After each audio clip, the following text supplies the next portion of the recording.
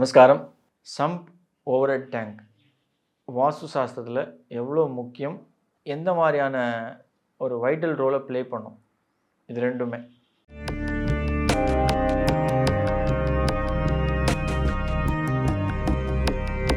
ரகசிய உண்மைகள் நேயர்கள் அனைவருக்கும் என்னுடைய அன்பான வணக்கங்கள்.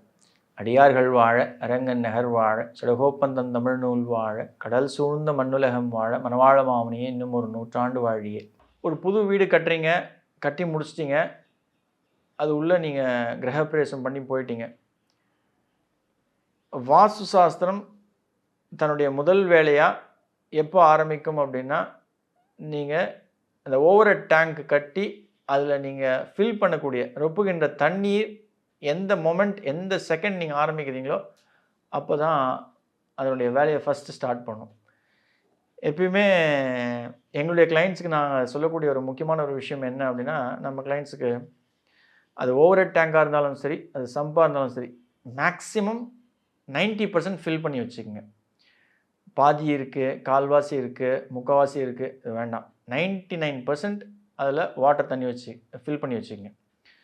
தண்ணீர் அப்படின்றது நிச்சயமாக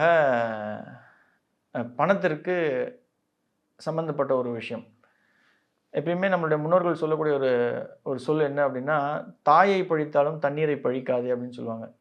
தண்ணியை குடிச்சிட்டு ஐயோ இது சோறாக இருக்குது, புளிக்குது, உப்பாக இருக்குது, இந்த மாதிரியான விஷயங்கள் என்றைக்குமே கனவுல கூட சொல்லக்கூடாது. அவ்வளோ முக்கியமானது நீர். பஞ்சபூதத்தில் மிக பிரதானமானது நீர்.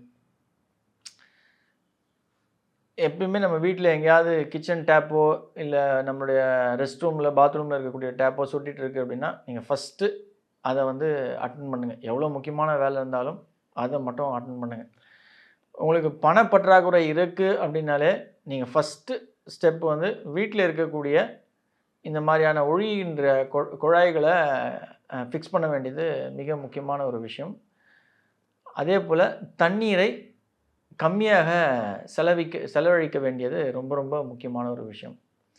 ஜெனரலாக நான் வளர்ந்த ஒரு அனுபவத்தில் சொல்லக்கூடிய ஒரு விஷயம் என்ன அப்படின்னா, பக்கெட் ஃபுல்லாக நிச்சயமாக நம்ம ஃபில் பண்ணி குளிக்கக்கூடாது. அரை பக்கெட்டில் இருக்கிற தண்ணியிலேயே குளிச்சிடணும் அப்படின்னு சொல்லுவாங்க. இதில் ஒரு சூட்சமம் இருக்கா அப்படின்னா நிச்சயமாக உண்டு. தண்ணீரை எவன் ஜாஸ்தி செலவு பண்ணுறானோ அவனுக்கு பண விரயம் அப்படின்றது ஜாஸ்தியாகும். இதை நான் இந்த சம்ப் மற்றும் ஓவர்ஹெட் டேங்க்கில் ஏன் சொல்கிறேன் அப்படின்னா, அதில் ஃபில் பண்ணக்கூடிய அது ரொப்புகின்ற தண்ணீர் எவ்வளோ முக்கியமானது, அவசியமானது அப்படின்றத நான் உங்களுக்கு புரிய வைக்கணும் அப்படின்றதுக்காக தான் நான் இவ்வளோ எக்ஸ்பிளைன் பண்ணி சொல்கிறேன். சம்ப் அப்படின்ற ஒரு விஷயம் எங்கே வரலாம்? இப்போ ஜெனரலாக பார்த்தீங்க அப்படின்னா, இந்த கார்ப்பரேஷனில், முனிசிபாலிட்டி, மெட்ரோபாலிட்டன் ஏரியாவில் இருக்கக்கூடிய சென்னை பெருநகரங்களில், கோயம்புத்தூர், மதுரை, திருச்சி எல்லாருக்குமே நமக்கு மாநகராட்சி நீர் கொடுக்குறாங்க.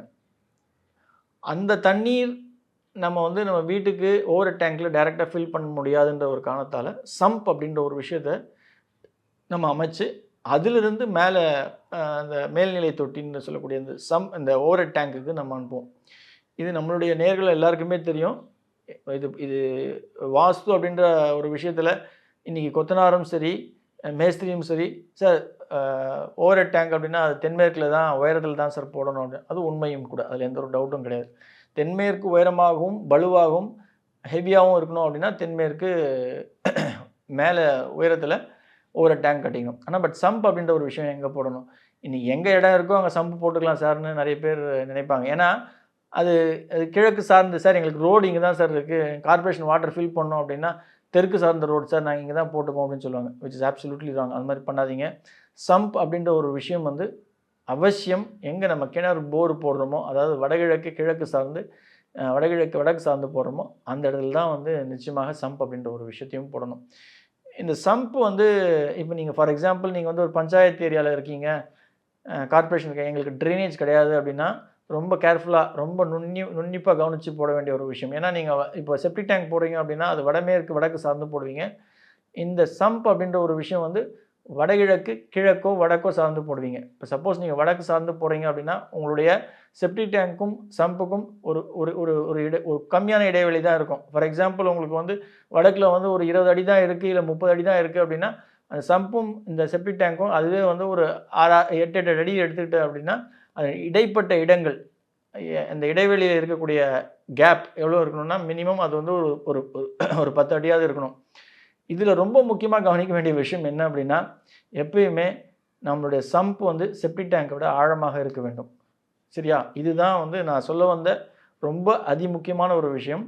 நல்ல தண்ணியை ரொப்புகின்ற இந்த சம்ப் வடகிழக்கு கிழக்கு சார்ந்தோ, இல்லை வடகிழக்கு வடக்கு சார்ந்தோ நம்ம கட்டும்பொழுது, செப்டிக் டேங்க் 6 அடி இருக்குன்னா, இது நிச்சயம் 8 அடி இருக்கணும்.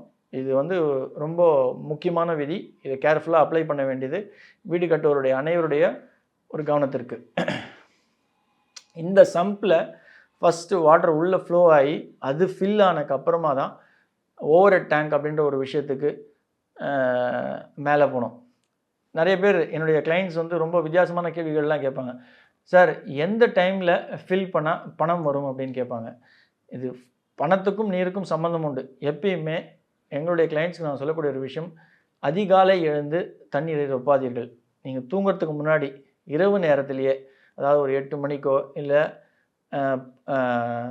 பொழுது சாய்ந்து 7 மணி 9 மணிக்குள்ளே 7 மணி டு 9 மணிக்குள்ளே உங்களுடைய சம்பை நீங்கள் ஃபில் பண்ணிட்டீங்க. மேபி உங்களுக்கு போர் இருக்குது, அதுலேருந்து நீங்கள் பண்ணிக்கிறீங்க அப்படின்னா, ஃபார் இன்ஸ்டன்ஸ் நீங்கள் இப்போ கார்பரேஷன் வாட்டரை டிபெண்ட் ஆகி தான் இருக்கீங்க அப்படின்ற பட்சத்தில் நிச்சயமாக அது அதிகாலையில் தான் விடுவாங்க. அதனால் நீங்கள் ஒன்றும் வருத்தப்பட வேண்டியதில்லை. இந்த ஓவர் ஹெட் டேங்குக்கு நீங்கள் அனுப்பக்கூடிய ஒரு தண்ணியை சம்புலேருந்து ஓவர் ஹெட் டேங்க் அனுப்பக்கூடிய வேண்டிய மாலை நேரத்தில் நிச்சயமாக அதை ஃபில் பண்ணிக்கங்க. இது ஒரு மிகப்பெரிய முக்கியமான அவசியமான ஒரு ரூல். இந்த விஷயத்தை வந்து நீங்கள் ஃபாலோ பண்ணிங்க அப்படின்னா நிச்சயமாக சிறப்பான பிரம்மாண்டமான ஒரு இலக்கை நோக்கி பணம் அப்படின்ற ஒரு விஷயத்தை நோக்கி நீங்கள் பயணம் பண்ண முடியும். சம்பு மேலே எந்த ஒரு வெயிட் அப்படின்ற ஒரு விஷயத்தையும் தயவு செய்து வைக்காதீங்க. சம்பில் நான் இன்னொரு முக்கியமான ஒரு விஷயம் சொல்லணும் அப்படின்னா, எந்த ஒரு நேரத்துலையும் பாதி சம்பை ரொப்பிட்டு மீதியை வந்து காற்று அடைபட்டு இருக்கா மாதிரி எம்டியாக விடாதீங்க. இது வந்து கணவன் மனைவி இருவருக்கும் இருக்கக்கூடிய ஒரு உறவு அந்யோன்யத்தை ரொம்ப பலப்படுத்தி கூறக்கூடிய ஒரு விஷயம். அந்யோன்யமாக இருவரும் சண்டை சச்சரவு இல்லாமல் இருக்கணும் அப்படின்னா கணவன் மனைவி இந்த சம்ப் அப்படின்ற ஒரு விஷயம் முக்கால்வாசி, அதாவது நான் சொல்லக்கூடிய வாரத்தில் ஒரு 6-7 நாள், அட்லீஸ்ட் 6 நாளாவது ஃபுல்லாக இருக்கிறது ரொம்ப முக்கியம். மேக்ஸிமம் ஓவர் ஹெட் டேங்க் நீங்கள் தண்ணி ரொப்பிட்டீங்க, ஓவர் ஹெட் டேங்கை ரொப்பிட்டீங்க அப்படின்னும் பட்சத்தில் சம்பில் இருக்க தண்ணி கம்மியாயிடுச்சு அப்படின்னா இம்மீடியட்டாக மேக்ஸிமம் அதை ஃபில் பண்ணிக்கங்க. இது வந்து ரொம்ப ரொம்ப முக்கியமான ஒரு விஷயம் குடும்பத்தினுடைய அந்யோன்யத்திற்கு. அதே போல் ஓவர் ஹெட் டேங்க்கில் நீங்கள் ஃபுல் பண்ணி அதையும் எம்டியாக வச்சுக்காதீங்க.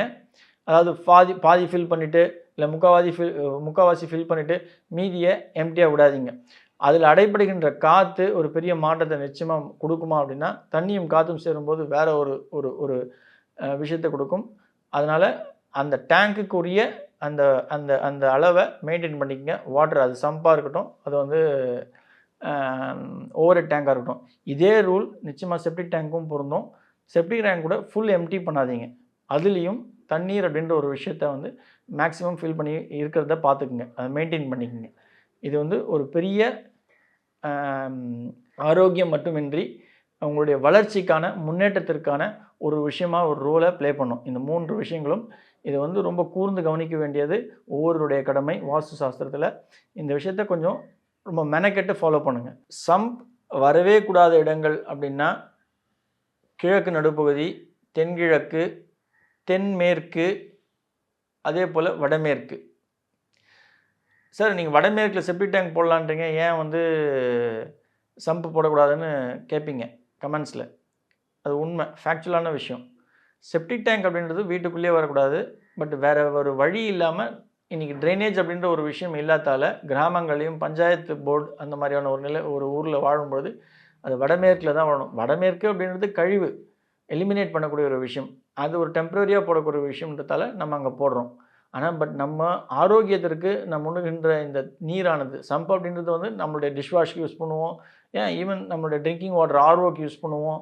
அதே போல் வாஷிங் மிஷினுக்கு யூஸ் பண்ணுவோம். இந்த விஷயத்துக்கு யூஸ் பண்ணக்கூடிய நல்ல தண்ணி அப்படின்றது வந்து மற்ற எந்த இடத்துலையும் வரக்கூடாது. பூமிக்கு கீழே அவசியம் வர வேண்டிய இடம் அப்படின்னா அது வடகிழக்கு கிழக்கு சார்ந்தும் வடகிழக்கு வடக்கு சார்ந்தும் தான் இருக்கணும். தென்கிழக்கு கிழக்கு நடுவு பகுதி, வடக்கு நடுவு பகுதி, தென்மேற்கில் வரவே கூடாது. அவசியம் வரக்கூடாது. ஏன் அப்படின்னு சொல்கிறேன்னா, தென்மேற்கில் வந்து பள்ளங்கள், நீர் சம்மந்தப்பட்ட ஒரு விஷயங்கள், அது செப்டிக் டேங்க்கு, போரு, கிணறு எந்த விஷயமும் வரக்கூடாது. ஸோ முக்கியமாக நீங்கள் கவனிக்க வேண்டிய ஒரு விஷயம், சம்ப் அப்படின்ற ஒரு விஷயம் வடக்கு கிழக்கு சார்ந்து, வடகிழக்கிலையும் வடக்கு சார்ந்தும், வடகிழக்கில் கிழக்கு சார்ந்தும் தான் இருக்கணும். இது முக்கியமான ரூல். அவசியம் பார்த்துக்கங்க. நன்றி. ஆழ்வார் ஆச்சாரியன் எம்பெருமானார் ஜீயர் திருவடிகளே சரணம். ஆண்டாள் பிச்சக்குலிங்கம் திருவடிகளே சரணம் சரணம் சரணம்.